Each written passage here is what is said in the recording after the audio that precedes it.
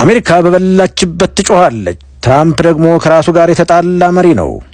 እንዲህ አይነት መሪ ሰላምን ለማወክ ቅርብ ነው። እርግጥ ነው ከጂሚ ካርተር ጀምሮ ጥቂት የማይባሉ የአሜሪካ መሪዎች የኢትዮጵያን ጥቅም ከሚጋፉት ጋር አብረዋል። ለግብጾች ደግሞ ስስ ልብ አላቸው።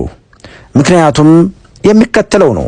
አሜሪካኖች ግብጽ ውስጥ ቢጎረብጣቸው ይችሉታል፣ ቢበላቸውም ያኩታል እንጂ ከዚያ አካባቢ ያላቸውን ጥቅም ማጣት አይፈልጉም። የዓለም ሀያል ሀገር አሜሪካ ጥቅሞቿን ለማስከበር ከሁሉም በላይ የበላይነቷን ለማረጋገጥ የማትገኝበት የዓለም ክፍል የለም። የዓለም ፖሊሲ የሚል ቅጽል ስም ተሰጥቷታል። በእያንዳንዱ አካባቢ ሀገር እንደምታገኘው ጥቅምና ሊያስከትልባት እንደሚችለው ስጋት በመለየት አስፈላጊውን ሁሉ ትፈጽማለች። ባህር ማዶ ወይም አሜሪካ ውጭ ላሉ የጦር ሰፈሮቿ መጠቀሚያነት ኪራይ ብቻ በየዓመቱ 150 ቢሊዮን ዶላር ታወጣለች።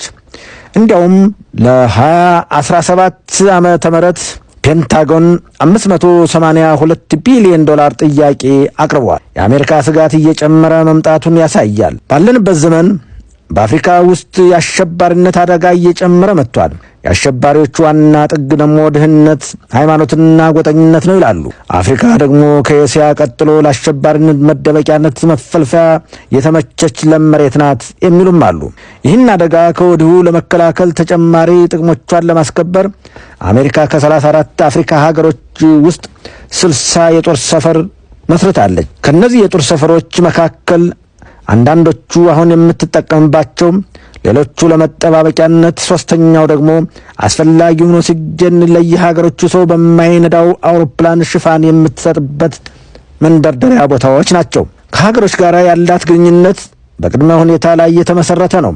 የአሜሪካን አስተዳደራዊ ሁኔታ መቀበልን ግዴታን ታስቀምጣለች። በአፍሪካ ውስጥ ካሏት 60 የጦር ሰፈሮች መካከል ግብጽ ላይ ያላት ግዙፍ የጦር ሰፈር ነው። ምክንያቱም ከዚህ አካባቢ ያለው የአሜሪካ ጥቅም የትየለሌ ስለሆነ ነው። የግብጽ አቀማመጥ ከተለያዩ አካባቢዎች ብዙ ጥቅሞችና መዘዞች የሚስብ ማግኔት ነው። ግብጽ አፍሪካና ኤስያ ለመጠበቅ ለመቆጣጠርና ለመቅጣት ወሳኝ ቦታ ናት። ለግብጽ በቅርብ ርቀት የሚገኘው ስትራቴጂክ ቦታና የውጥረት ቀጠናም ባልካን ይባላል። የባልካን አካባቢ ሀያላኑ ሲፋጠጥ እና ሲያጋጫቸው ኑሯል። አውሮፓውያኖች የምስራቁ ጥያቄ ለመመለስ ጦራቸውን ሲያዘምቱበት የኖሩበት አካባቢ ነው። ይህን አካባቢ ኦቶመን ቱርኮች ከቤዛንታይን መንግስት ስልጣን ቀምተው ለረጅም ጊዜ ከአውሮፓውያን ጋር ተፋጠውበታል። አንደኛው የዓለም ጦርነት የተቀሰቀሰውም በትም አካባቢ ነው። ለአሜሪካ የግብጽ አስፈላጊነት በ19ኛው